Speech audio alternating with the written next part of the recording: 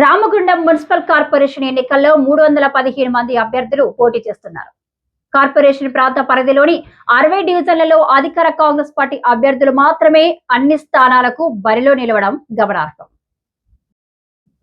Ramagundam municipal corporation ఎన్నికల పర్వం కీలక ఘట్టానికి చేరుకుంది. నామినేషన్ల ఉపసంహరణ, అభ్యర్థులకు గుర్తుల కేటాయింపు ప్రక్రియ ముగిసిన నేపథ్యంలో బరిలో నిలిచిన అభ్యర్థులందరూ బుధవారం నుండి విస్తృత ప్రచారానికి శ్రీకారం చుట్టారు.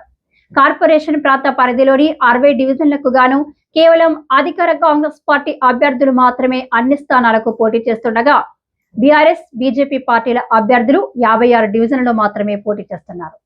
సింహం గుర్తుతో ఏఐఎఫ్బి అభ్యర్థులు 35 డివిజన్లలో పోటీ చేస్తుండగా బీఎస్పీ అభ్యర్థులు 12 డివిజన్లలో, జనసేన పార్టీ అభ్యర్థులు 11 డివిజన్లలో, సిపిఐ అభ్యర్థులు 4 డివిజన్లలో, సిపిఎం అభ్యర్థి 1 డివిజన్లో పోటీ చేస్తున్నారు.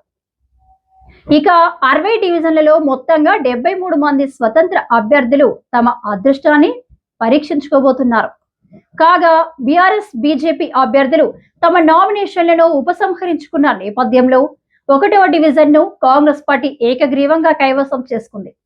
ఈ ఎన్నికల్లో అత్యధికంగా 48వ డివిజన్లో 13 మంది అభ్యర్థులు పోటీ చేస్తుండగా అతి తక్కువగా 13, 15, 31వ డివిజన్లలో 2 అభ్యర్థులు మాత్రమే ఎన్నికల బరిలో నిలిచారు.